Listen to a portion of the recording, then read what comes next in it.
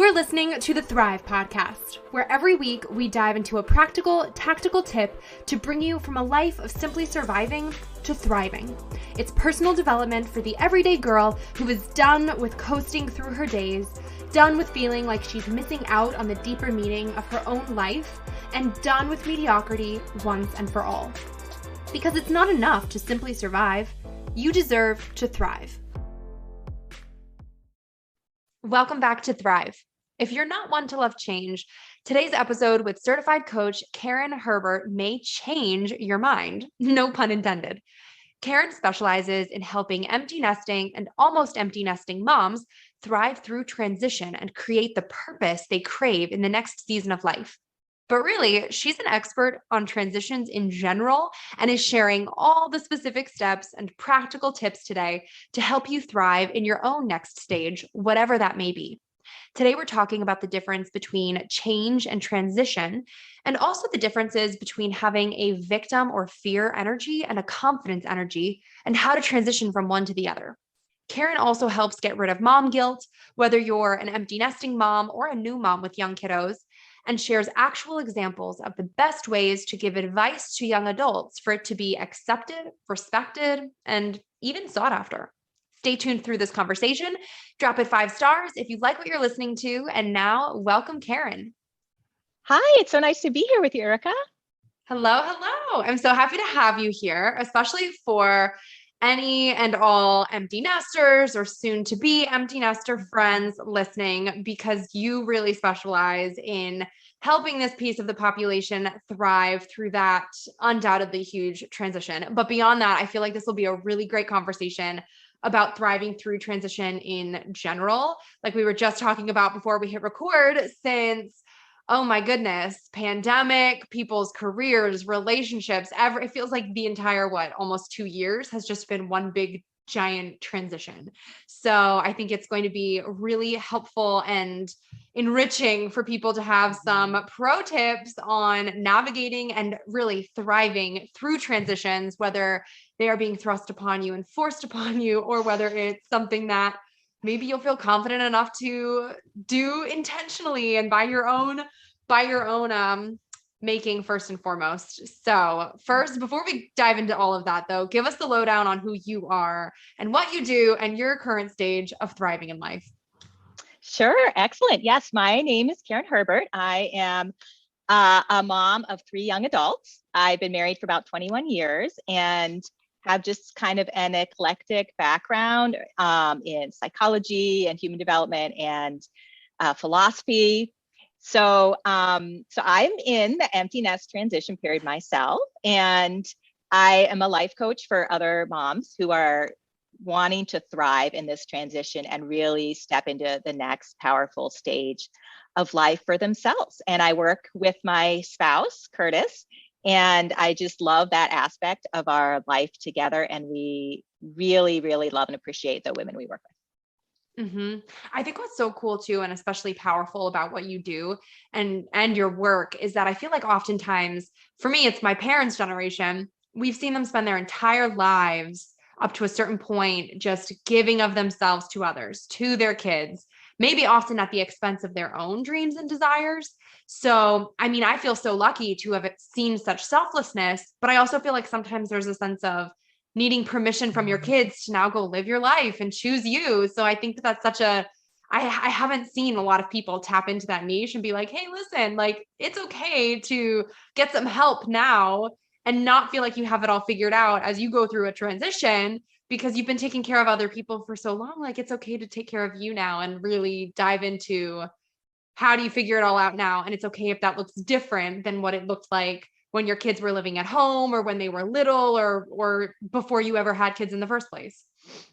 Yes. And I think, Erica, you've just put your finger on a really huge mindset shift that every single one of our clients has to work through, which is giving myself permission to invest in myself, giving myself permission to invest in my new sense of purpose, reconnecting with like who I am now. I mean, I don't even really know necessarily, because it's been so long since I asked myself those questions and started making new dreams and thought about my own vision for the rest of my life. So that's absolutely foundational. Yeah. What do you think are maybe a few of the keys to thriving, though, through any transition at any age? Because before we dive into empty nesters, I really want to tackle that together, since this is totally your cup of tea. If you have any overarching tips or universal truths, so to speak, that really help thrive through just transitions in general. Yes. Oh, I'd love to talk about this. So one of the biggest differences is the difference between change and transition. And change is really obviously happening all throughout our lives. And change is primarily the external things that are becoming different at any stage of our life. A transition is when I engage with the change in a way that transforms me, that creates a new kind of self-identity, that shifts the way I think about myself and who I am and how I'm showing up. And the truth is, in the modern world, we really struggle to engage with transition in that way, where transition has purpose, it has meaning, and it's not just something to be endured and survived through to get to some next stage. And the kind of a different approach I like to mention is, if you look at sort of traditional or Aboriginal cultures, they had very structured rituals around key moments in the life journey that were transitional.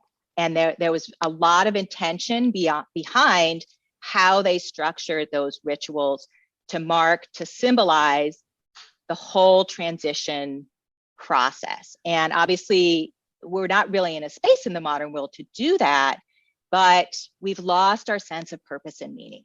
And we can re-engage with transition, finding the purpose and the meaning and the transformation in the process. And when we come through the transition, we're different. We're more of who we are. We're more authentic, we're more focused, and we're living more fully a life of abundance. Now, how much of that do you think is, or should be, I guess I should say, an intentional choice and sort of setting of the sails to transition meaningfully through a change? Or how much of that is something where it is what it is, whatever happens, happens. You sit back on the other side going, wow, I'm now a butterfly. Look at this growth, reflecting, knowing hindsight is 2020. Well, it is a little of both. The changes and transitions in our journey, sometimes we intentionally choose them, sometimes we don't. They just come to us. What we can choose is how we show up in the midst of that. And it is really important to understand the parts of a transition, because we can get stuck in transitions. And that's a lot of where the intentionality comes in. Even if I'm just making my way through, we want to be intentional about how we're experiencing it and engaging with it. So really, most of our life stories, they have a beginning, a middle, and an end. But a transition story starts with an ending, and then there's a middle, and then there's a beginning. And each of those phases is supporting you in a very specific way. There's the letting go of the ending. If we never let go, we can't process through the transition and come out in a different place. There's the middle part, which is very chaotic. And there's a lot of upheaval. I mean, the image is my whole kitchen, right, is torn apart, and everything is laid out and bare. And it's very hard to see what it's going to look like in the end. That's what it feels like to be in the middle of a transition. But that is where the real personal growth happens. So I can't rush through that to try to get to the next thing. I can't be all about just getting through it. I have to engage with it, because that's where the real work happens. And even in the new beginning, there's a way that we have to intentionally enter into that as we explore and listen to our intuition and really key in on what our authentic self is telling us about where we want to go. Yeah.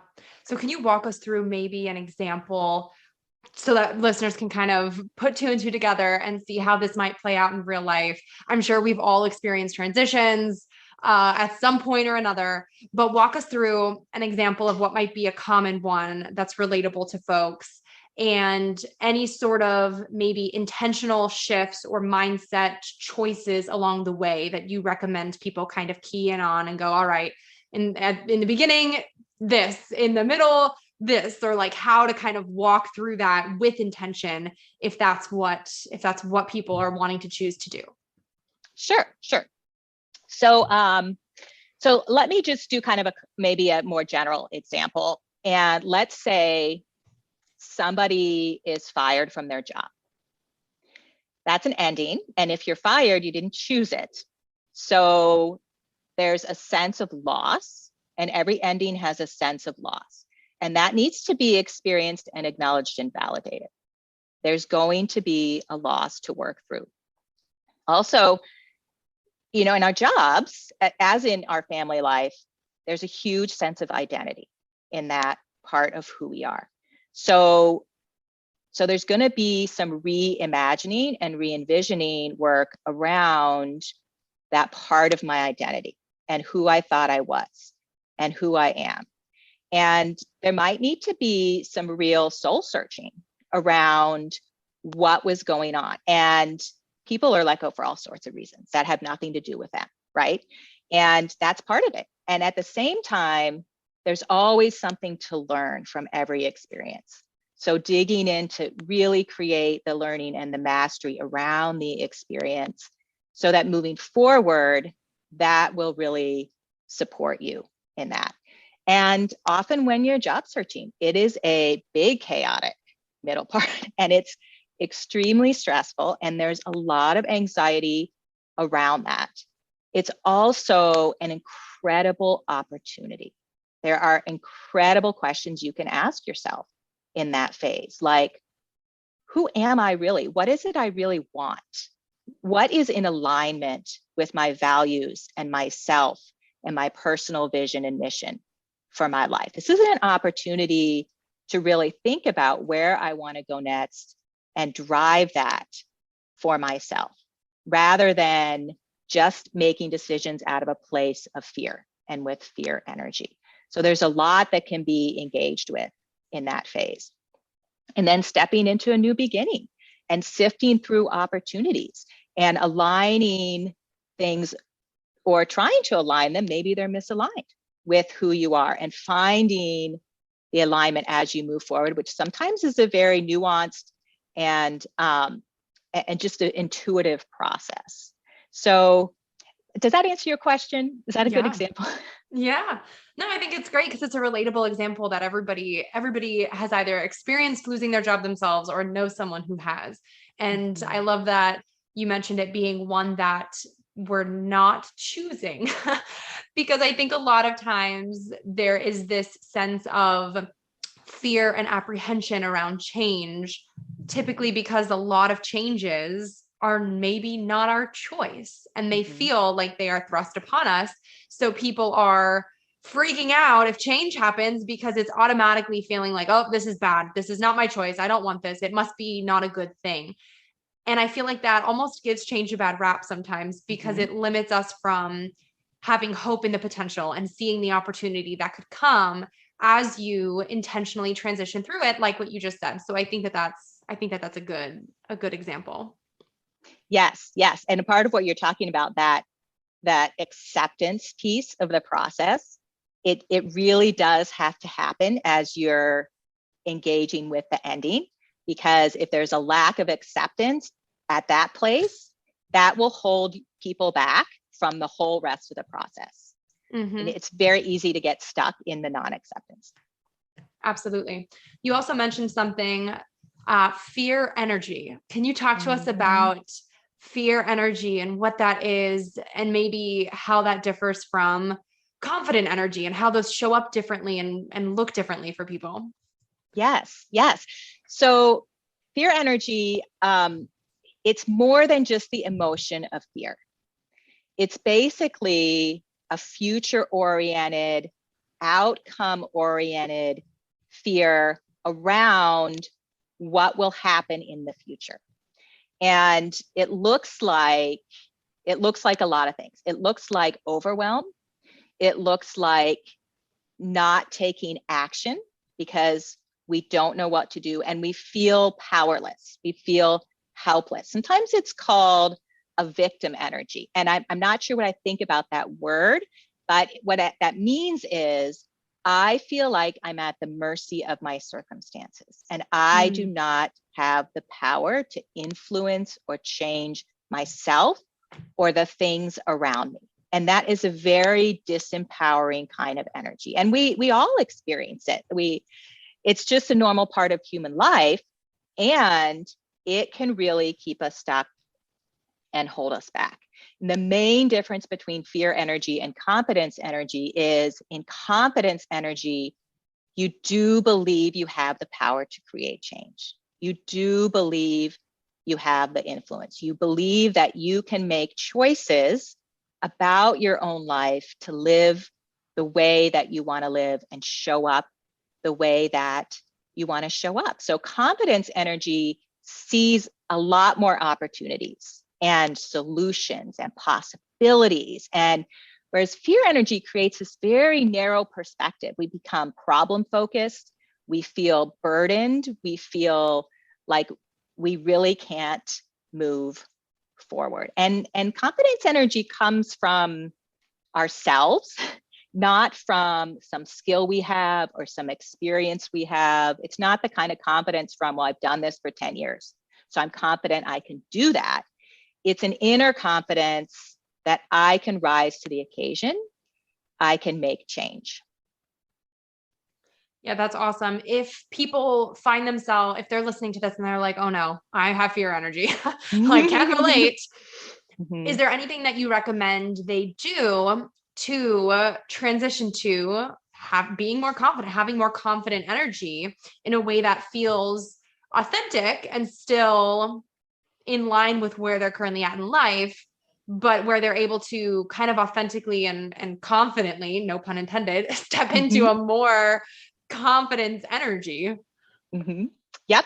There's a couple of main things I would love to mention. The first one is generally when we're noticing that we're experiencing fear energy, and it really helps to have a skill of awareness and mindfulness around what our energy is.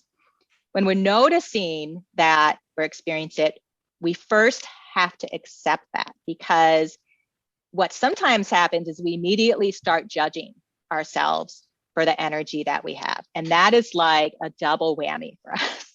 So we have to just notice and accept our energy without judgment and validate where we are, because there's very real reasons why we end up there. And then we want to ask ourselves, well, what am I telling myself about the circumstances in my life? What am I telling myself about what they mean for me? And what am I saying that they mean about me? Because that's where the energy comes from. It's not from the circumstances specifically. It's from how I'm interpreting them and what I think they mean about me and the possibilities for me and my life. And there are always going to be other ways to think about my circumstances. And it can take some practice moving from my pattern or my normal way of interpreting things to a new way of visioning. And that's what we do a lot of in coaching, is really digging in there and helping people shift their energy. But just asking yourself that question can be very helpful. And then you can ask, well, what would happen if I had a different kind of energy? What kind of energy do I want? What would serve me? And you're just starting to break yourself out a little bit from your pattern to envision there are other kinds of energy I could be drawing on here. How could I get that? What would that look like? And that starts to open things up a little bit for people. That's awesome. I know this kind of ties into your work with empty nesters as well, but as you're talking about acknowledging the feelings, and they're not so great feelings, and we all have them, and kind of like sitting with all of that, it also makes me think about mom guilt and perfectionism and all of that. So I'm curious if you've seen things like mom guilt or perfectionism or anything present themselves differently for that empty nesting generation versus how it presents itself maybe for new moms or moms of young kiddos. And for any and all moms, I'd love to hear your advice for cutting that out and letting go of the sense of perfection or that mom guilt while still feeling like a really good mom. Yeah.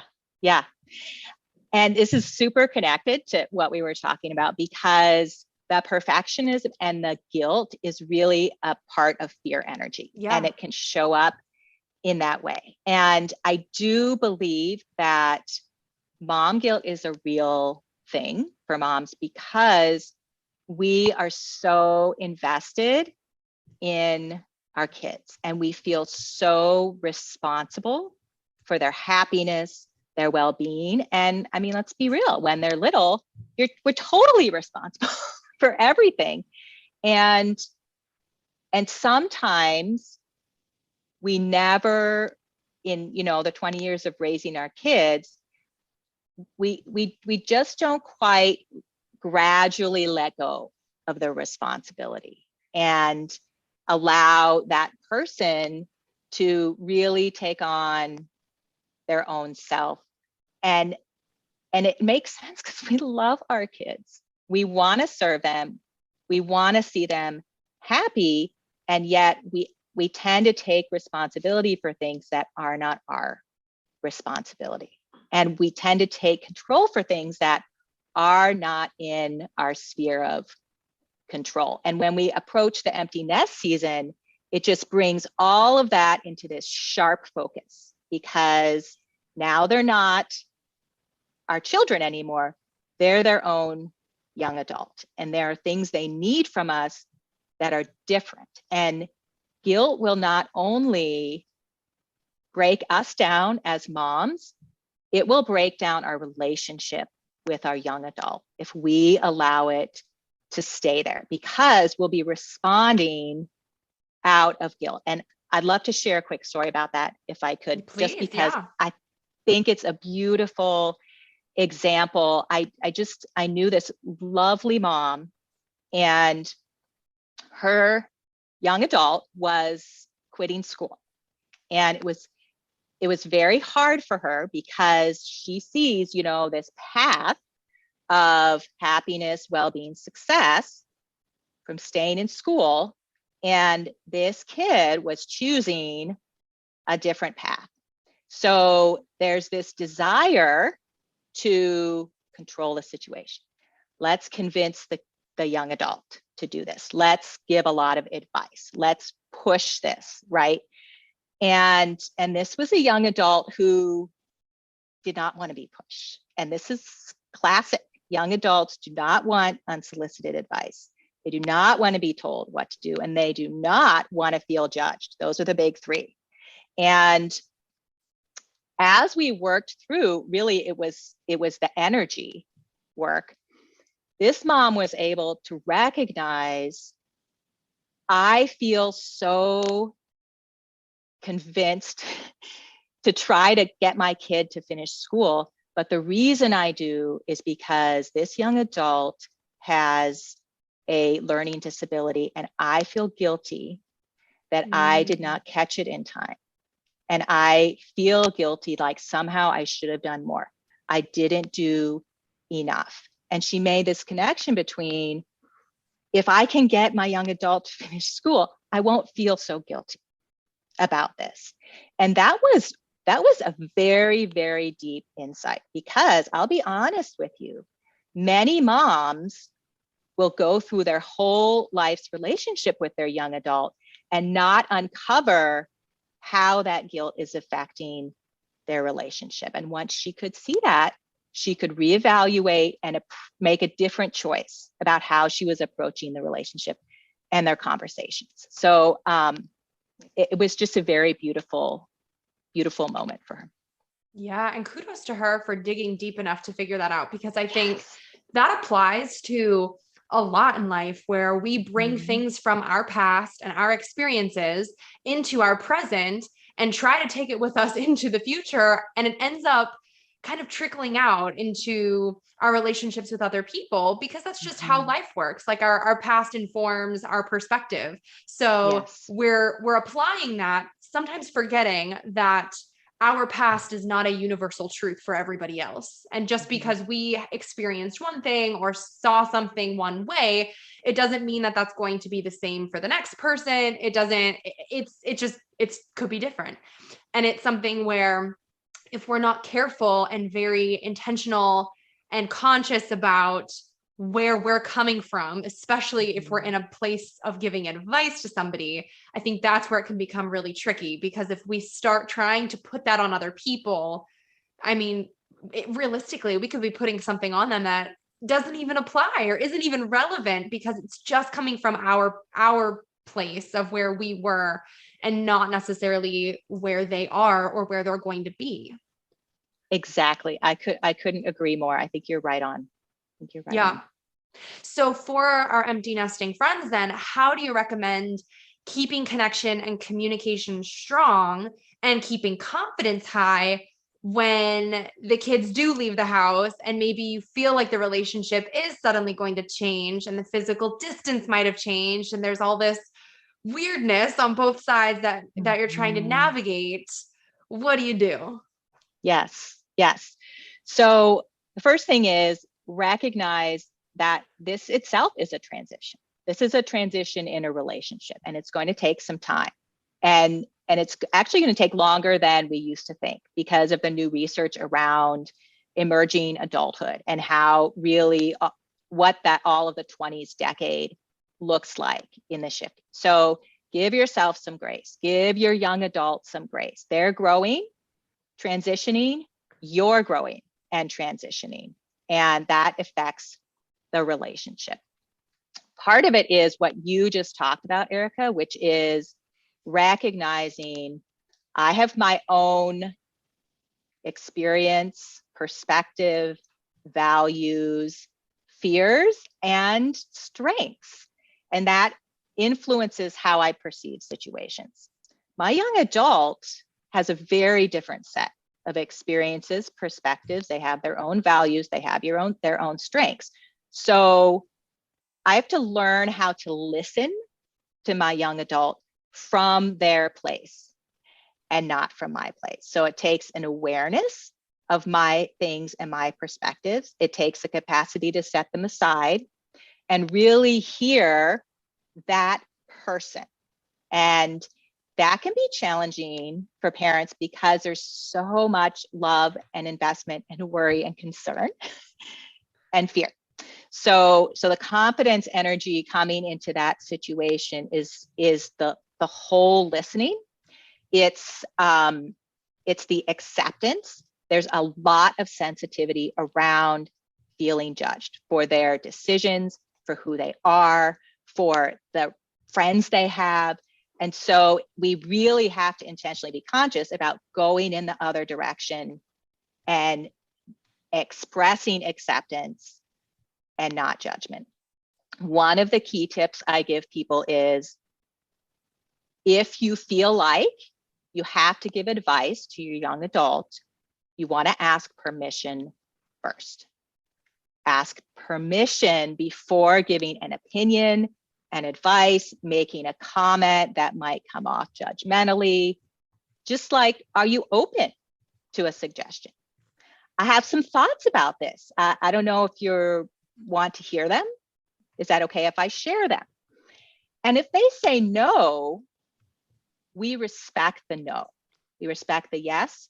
We respect the no. And just having a situation where we ask permission, they say no, we respect that.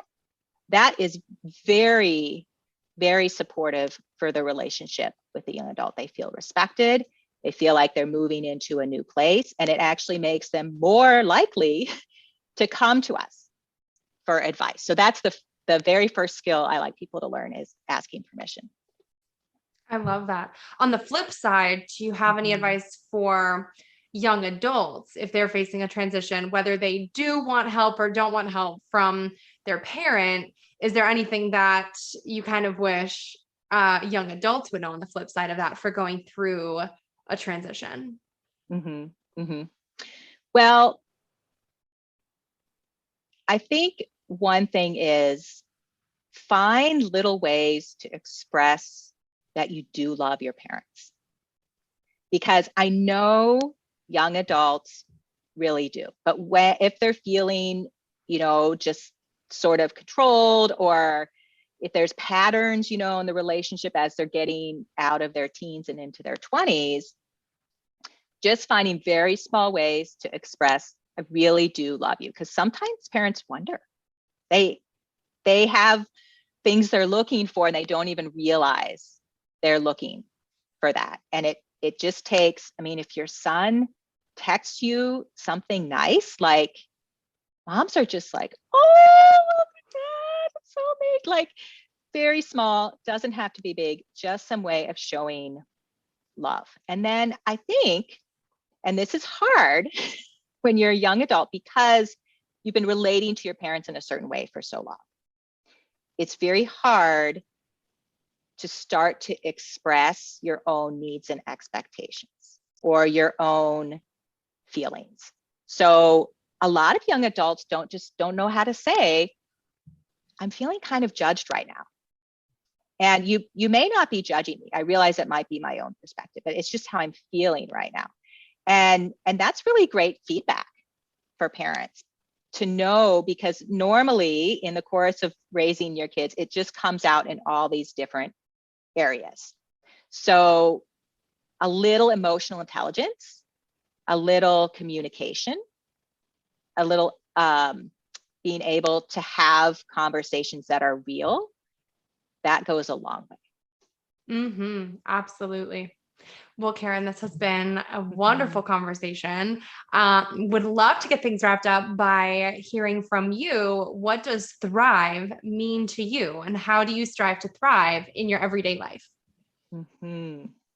Yes. Well, in light of my work with transition, surviving through transition versus thriving through transition, to me, thriving means really deeply engaging with the moments of our life that are transformative opportunities for us, allowing them to change us, allowing us to change ourselves, and to see the beautiful opportunities that arise from that. I love that. That's awesome. Thank you. Well, thank you again for joining us on Thrive. Tell everyone where they can find you online to connect with you more, reach out, check out your coaching, all that good stuff. Yes. I'd love people to come find me on Facebook. Actually, we have a group called Getting Ready for Your Empty Nest. And we do lots of free content in the group. We'd love to connect with people over there, Getting Ready for Your Empty Nest. Thank you. Awesome. Wait, before you go, make sure you're subscribed to never miss an episode of Thrive. Drop 5 stars on your way out if you like what you just listened to, and come join the party on Instagram at thrive.podcast to stay inspired and thriving all week long. Thanks for tuning in. It's your time to thrive.